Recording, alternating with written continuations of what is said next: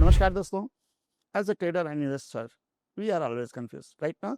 हम हमेशा कंफ्यूज रहते हैं। यार सच है, मान लेते हैं ना इसको कि भाई कहाँ पे बाई करेंगे, कहाँ प्रॉफिट बुक करेंगे, किस जगह पर हमको निकल जाना चाहिए, लॉसेस बुक कर लेना चाहिए, कौन सा स्टॉक बाई करें, कौन फंडामेंटली स्ट्रांग है, कौन फंडामेंटली वीक है। ये सारी क्वेश्चंस हमें हमेशा कंफ्यूज करते हैं। हमें ये समझ में नहीं आता कि भाई कौन सा समय सबसे सही है। अभी रिसेंटली 3 महीनों से मैं आपको एक वर्ड दे रहा हूँ, डिक्लाइन डिक्लाइन डिक्लाइन। इसको एक्सप्लेन तो किया है मैंने, लेकिन शायद उतना प्रॉपरली एक्सप्लेन नहीं किया। तो आज के वीडियो में इसको प्रॉपरली समझेंगे। What is the meaning of decline phase. ठीक है, इम्पल्सिव बाजार के बाद मोस्टली डिक्लाइन आता है, करेक्शन से पहले का फेज होता है। और आज निफ्टी के चार्ट को, हिस्टोरिकल डेटा रीड करके हम इसको बहुत ही अच्छी तरीके से समझने वाले हैं। स्क्रीन पर ध्यान दीजिएगा, निफ्टी 50 इंडेक्स का मैं मंथली चार्ट यूज कर रहा हूँ। ठीक है, आपके सामने है मंथली चार्ट। ठीक, अब यहाँ पर मैं एक इंडिकेटर यूज करने वाला हूँ, क्योंकि इंडिकेटर बहुत हेल्प करता है। लेकिन कौन सा इंडिकेटर, ये सबसे बड़ा क्वेश्चन है। मैं मोस्टली यूज करता हूँ RSI, और इतना हिडन रखता हूँ इसको कि मैंने कभी भी किसी चार्ट में आपको ये शो ही नहीं किया। ये एक ऐसा इंडिकेटर है जो मार्केट की स्ट्रेंथ को बताता है। ये नहीं बताता कि बाजार नीचे गिरेगा या ऊपर गिरेगा। अगर आप इसे ट्रेडिंग के लिए यूज करेंगे तो में भी आप कंफ्यूज हो सकते हैं। लेकिन अगर आप बाजार के बॉटम और टॉप को समझने जाएंगे तो ये इतना परफेक्टली काम करता है जिसका कोई जवाब नहीं। आप स्क्रीन पे ध्यान दीजिएगा, RSI लगा हुआ है। इसकी सेटिंग मैं बता देता हूँ। ऊपर का बैंड है 60 और नीचे का है 14 की ये लेंथ है। बॉटम आप देखिए, किसी भी जगह पे बॉटम देखिए। स्टार्टिंग से करते हैं, ध्यान देते रहिएगा। ठीक है, मैं हर एक फेज दिखाऊंगा आपको। ठीक है, नजर आ रहा है। हिस्टोरिकल डेटा है ये, पूरा पूरा ध्यान दीजिएगा। 2016 और ये 2020 नजर आ रहा है। वेयर टू बॉटम, कहाँ पे है बॉटम, कहाँ पे है वैल्यू बाइंग। आप अगर जाके देखें तो 2008 के बाद भी बाजार यहीं से क्रैश हुआ था। 2016 के बाद यहाँ जो एक शॉर्ट टर्म बॉटम बना था, वहां से भी प्राइस ऊपर ही गया। और उसके बाद 2020 प्राइस यहाँ से भी ऊपर गया। परफेक्टली बॉटम मिलता है। लेकिन अगर आप टाइम पीरियड देखेंगे ना, तो 2008 से 2016 ऑलमोस्ट 8 ईयर्स लगे इसको एक फ्रेश बॉटम देने में। उसके बाद 2020 4 ईयर्स। समझ में आ रहा है?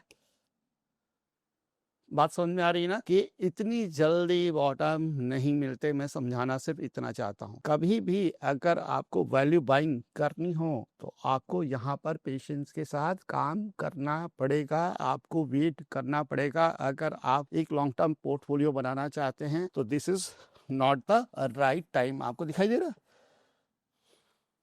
क्लियर? अब इसके अपर बैंड को भी देखते हैं।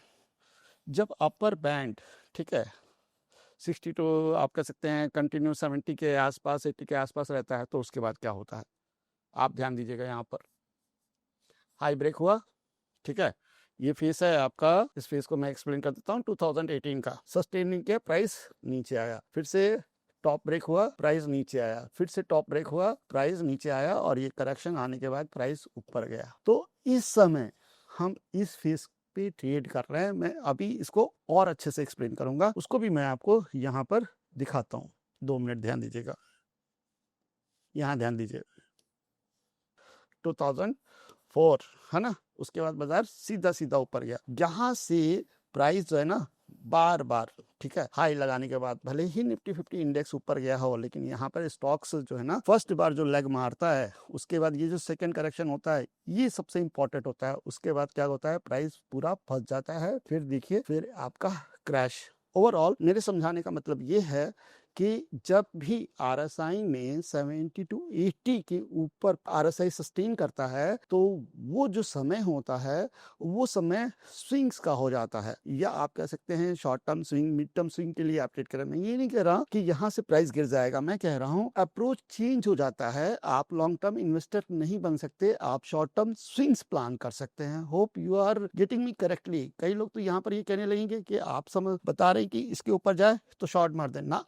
RSI ये नहीं बताता। RSI बताता है कि आपको शायद अपना अप्रोच चेंज कर लेना चाहिए। लॉन्ग टर्म सोचने की बजाय आप यहाँ पर एक मिड टर्म या शॉर्ट टर्म स्विंग्स को प्लान करें और तैयार रहें। बाजार में आने वाले दिनों में एक करेक्शन आ सकता है, और ध्यान दीजिए वो चीज आई। वैल्यू इन्वेस्टमेंट आपको हमेशा इस जगह पे करना चाहिए। समझ में आ रहा है ना, डिफरेंस समझ में आ रहा है कि किस समय हम स्विंग ट्रेडर बनेंगे, कब हम इन्वेस्टर बनेंगे, बस यही खेल है समझने का। अब यहाँ पर अगर मैं वापस चीजें दिखाऊं आपको, तो अब आप खुद देखो, ठीक है।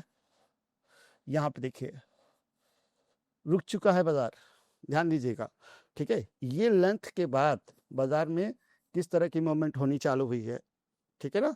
यही चीज तो मैंने आपको समझाई थी कि सेकेंड लेग आने के बाद थर्ड जो लेग होगा वो और चौपी होता चला जाएगा और बाजार कुछ इस तरीके से आपको यहाँ पर हाई मारता हुआ दिखेगा। नो डाउट हाई लगाएगा निफ्टी, लेकिन वहां पर आपके पोर्टफोलियो में कोई मेजर चेंजेस नहीं दिखेंगे और यहाँ घान हो जाएगा तो बाजार में एक करेक्शन आएगा और उस जगह के लिए आपने तैयार रहना चाहिए।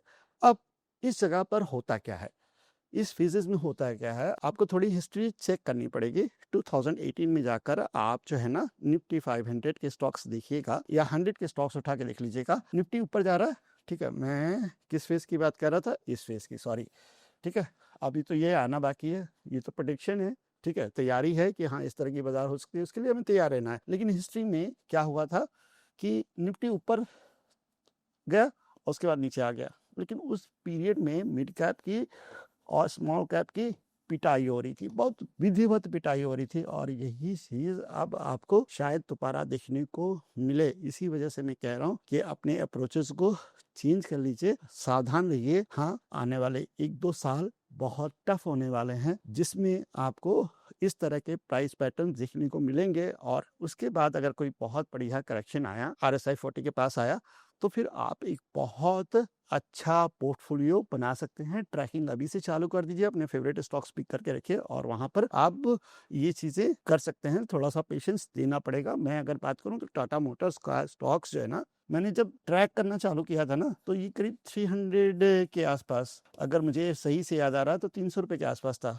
और इसका मैंने रेंज निकाला था 100 to 70 रुपीज़ के आसपास आएगा तो मैं बाई करूंगा। और कोविड में ये चीज़ हमको देखने को मिली, और अब जाकर आप देखो कि टाटा मोटर्स का प्राइस कहाँ पे ट्रेड कर रहा है, ठीक है। लेकिन अब एंट्री मारेंगे तो क्या उस तरह के रिटर्न मिलेंगे, आप खुद बताइए, नहीं मिलेंगे। आप फंसेंगे, रोएंगे, उसके बाद कहेंगे कि स्टॉक मार्केट से पैसा नहीं बनता, जबकि ये आपको समझ ही नहीं है, आप ब्लेम करने में माहिर हैं।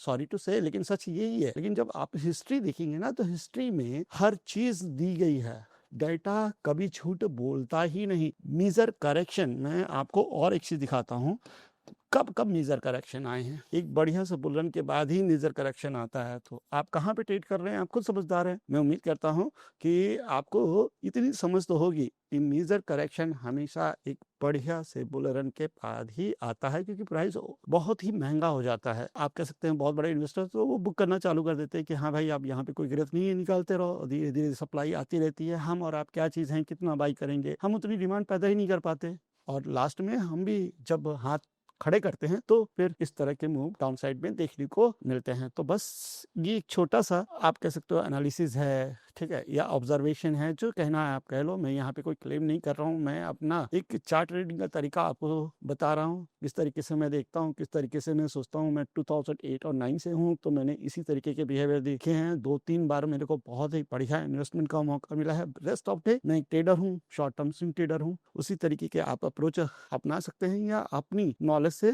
एक नई स्टडी बना सकते हैं। बस इसी नोट के साथ मैं ये वीडियो क्लोज करता हूँ।